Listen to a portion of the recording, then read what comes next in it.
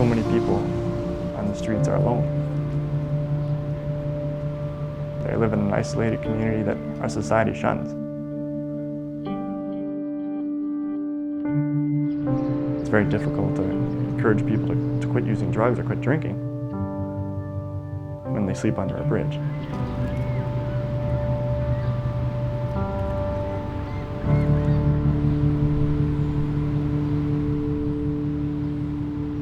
Number one, nobody expects to be homeless in the first place. We wasn't born homeless. Okay, we wasn't born on the streets. Okay, God didn't put us on the streets. I mean, there's so many misconceptions that they're just lazy and addicts, and I mean, I'd say the vast majority of them work. They just don't make enough to get over that hump.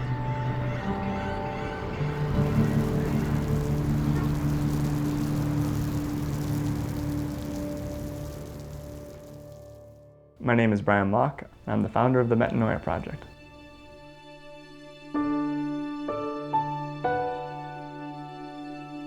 Metanoia means a reversal of thinking. It signifies a total turnaround, changing the way that we look at solutions to age-old problems like homelessness, and trying to change that and be creative. When I was a junior in college, one of the papers I had to write was addressing an issue in our community and how we would solve it. And I wrote about how I'd love to see a housing program where it tries to put people on the path to permanent housing. Got the paper back and put it in my drawer and forgot about it. And I continued to rant and say, if I only had the money, this is what I would do. One day somebody told me about this $40,000 grant to fund the ultimate realization of a noble purpose. So I took out the paper, dusted it off, tweaked it a little bit, and sent it off. And I ended up winning the fellowship, which was an amazingly sobering experience and terrifying at the same time. I was armed only with my Nonprofit for Dummies handbook and $40,000.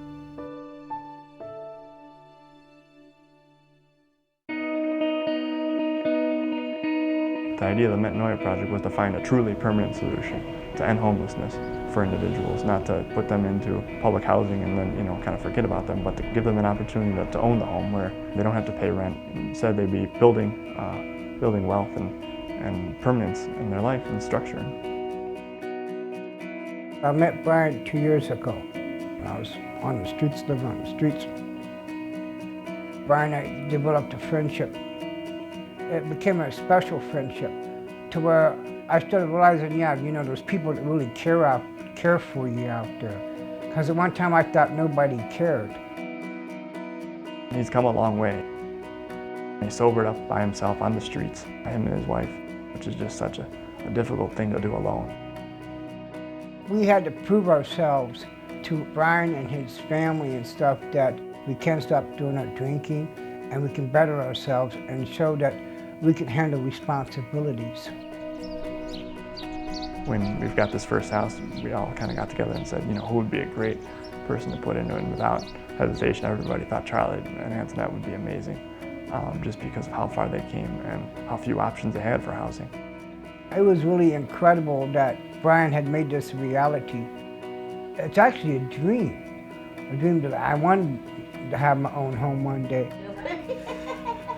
Just those little simple things we take for granted, for them to enjoy. Charlie made about 18 gallons of coffee, because it was the first time I think he's ever had a coffee machine where it was, all you could drink. That's nice. Antoinette hadn't watched TV in such a long time. I think she's spent a few weeks just watching TV, catching up. Why not after, 10 years of being homeless? They deserved it. The first 3 months we were rent-free. We just asked them to take their time and get acquainted, get used to having a house and all the many things that entails. The next 3 months we asked them to pay the utilities, and they're moving on to their 7th month now. Charlie's already paid the 7th month ahead of time, prepaying rent. Amazing, I couldn't be, from a landlord perspective, couldn't be happier. So we got to basically start from scratch because we have no idea what they cut out. The vast majority of the houses out there that have been foreclosed on, the copper's been ripped out. All the electrical wires have been taken out, all the plumbing's been taken out. So there's a lot of repair work that's needed. We're employing homeless and previously homeless individuals to actually do the work on the homes. Charlie, who lives in this house, will be working on the next house. So build that ownership not only of the community, of his house, of his neighbor's house, and at the same time gives him skills to potentially get a job with. I think that if you really want to make a change, you should give a hand into your own home. You got it, go for it. You got it.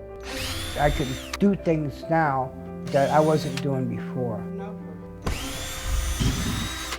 I don't know how many people would appreciate something like this, but my wife and I, we really appreciate it a lot. We need no paint. Yeah, we don't need paint. I'm real grateful that I've got another second chance of life. You know, all I like to say is just say thank you. That's all I can say.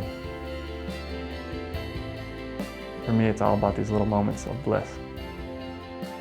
One of those was showing Charlie and Antoinette the house and giving them the tour, you know, and handing over the keys was just, you know, words can't describe that moment. It makes it all worthwhile.